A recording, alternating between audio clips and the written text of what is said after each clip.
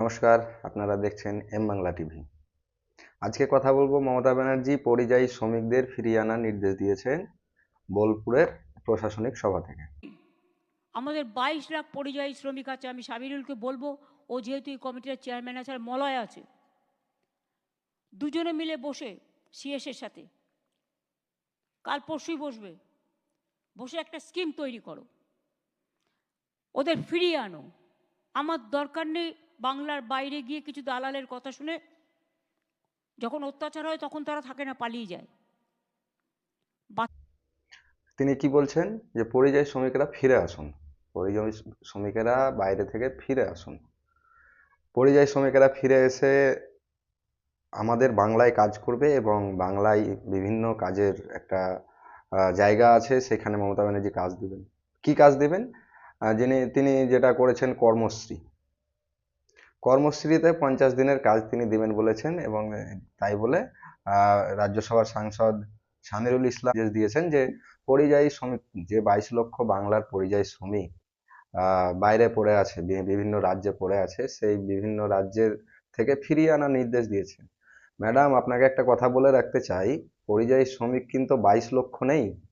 আপনার ওয়েবসাইট অনুযায়ী যারা ওইখানে নথিভুক্ত হয়েছেন তারাই একমাত্র পরিযায়ী শ্রমিক 22 লক্ষ, সেটা নয়।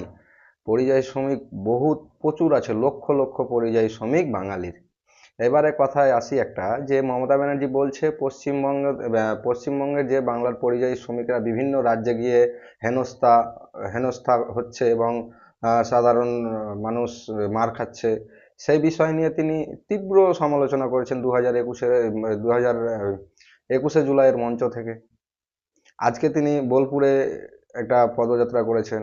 প্রশাসনিক বৈঠক থেকে তিনি তীব্র আক্রমণ করেছেন বিজেপি রাজ্য শাসিত যেগুলো অঞ্চল, সেই বিজেপি শাসিত রাজ্যগুলোকে, এবং বলছেন যে পরিযায়ী শ্রমিকেরা বিভিন্নভাবে অত্যাচারিত হচ্ছে।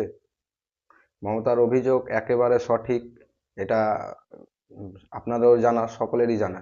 কথা হচ্ছে যে পরিযায়ী শ্রমিকেরা বাংলার বাইরে গিয়ে কাজ করছে, পেটের দায়ে গিয়েছে, তারা বিভিন্নভাবে অত্যাচারিত হচ্ছে, তাদেরকে বাংলায় ফিরিয়ে আনার কথা বলছে মমতা ব্যানার্জি। আমার এখানে একটা প্রশ্ন, যারা বাংলায় আছে তারাই ঠিক মতো কাজ পাচ্ছে না, 22 লক্ষ যারা অলিখিত, 22 লক্ষ বলে আপনি বলছেন, 22 লক্ষ নয়, প্রায় লক্ষ লক্ষ, প্রায় 50 লক্ষর কাছাকাছি, 40, 42, 45 লক্ষর কাছাকাছি পরিযায়ী শ্রমিক বাংলার বাইরে কাজ করছে। তো তাদের ফিরিয়ে আনার আপনি বলছেন যে আমরা একটা রুটি খেতে পেলে তাদেরকে, আরে আপনাদের পঞ্চায়েত লেভেলের মেম্বার, ব্লক লেভেলের নেতাগুলো যেগুলো আছে, সেইগুলোরই পেট ভরাতে আপনি পারছেন কিনা আগে লক্ষ্য রাখুন। তারাই বিভিন্নভাবে বিভিন্ন সাধারণ মানুষের প্রকল্পের টাকা ঝেড়ে খাচ্ছে, এইটুকু আপনি লক্ষ্য রাখুন, তাহলেই হবে। পরিযায়ী শ্রমিকদের কথা আপনি বলছেন, বারবার বলছেন বাংলাভাষী, বাংলা ভাষা, বাঙালি, এই বলে যে আপনি বিভিন্ন এলিগেশন লাগাচ্ছেন এবং বিভিন্ন অভিযোগ করছেন, সব অভিযোগগুলো সত্যি। মুর্শিদাবাদে দাঁড়িয়ে আপনি মুর্শিদাবাদে দাঙ্গা পরিস্থিতির পর আপনি কি বলেছিলেন? আমি এইখানে ওয়াকার বিল নিয়ে কোনো কথা বলবো না, যদি কারো আন্দোলন কাউকে করতে হয় তাহলে পারে চলে যান দিল্লি গিয়ে আন্দোলন করুন। তা আপনি এখানে কেন আন্দোলন করছেন? 21শে জুলাইয়ের মঞ্চ থেকে আন্দোলনের ডাক দিচ্ছেন পরিযায়ী শ্রমিকদের উদ্দেশ্যে। আজ কলকাতায় রাজপথে আপনি পদযাত্রা করেছেন, মিছিল করেছেন, আজ বোলপুরে মিছিল করছেন। তাহলে কি আপনি কি বলতে চাইছেন? আপনি করবেন এইখানে আন্দোলন, আর পরিযায়ী শ্রমিক, বাংলার শ্রমিক ভাইরা, ফেরিওয়ালা, অনেক সারা মার খাবে বাংলার বাইরে। তো দিল্লিতে গিয়ে আন্দোলনটা করতে বলুন না, আপনি যান না একবার দিল্লি গিয়ে আন্দোলন করতে বলুন। মমতা ব্যানার্জি যে বাংলার পরিযায়ী শ্রমিকদের যে বোকা বানাচ্ছে, তার এটা আরও একটা জলজান্ত প্রমাণ। কারণ তিনি 2021 সালে নির্বাচনের আগে তিনি প্রতিশ্রুতি দিয়েছিলেন পরিযায়ী শ্রমিকদের জন্য এককালীন 2 লক্ষ টাকা, তারপর বিভিন্ন কাজের সুযোগ করে দেওয়া, বিভিন্ন রকমের ভাবে একটা প্রকল্প, তিনি একটা অ্যাপস চালু করেছিলেন। আবারও তিনি রাজনীতি শুরু করেছেন 2026 সালের রাজনীতি, ভোট বৈতরণী পার করার জন্য মমতা ব্যানার্জি আবার একটা খেলা শুরু করেছেন পরিযায়ী শ্রমিকদের নিয়ে। পরিযায়ী শ্রমিকদের প্রতি যদি এতই আপনার দরদ থাকতো, তাহলে উড়িষ্যাতে কিছুদিন আগে যেভাবে মানুষকে অত্যাচার করা হয়েছে, মারা হয়েছে, দিনের পর দিন মারা হচ্ছে, সেই নিয়ে আপনার আমলাদেরকে আপনি কেন কোর্টে যাচ্ছেন না?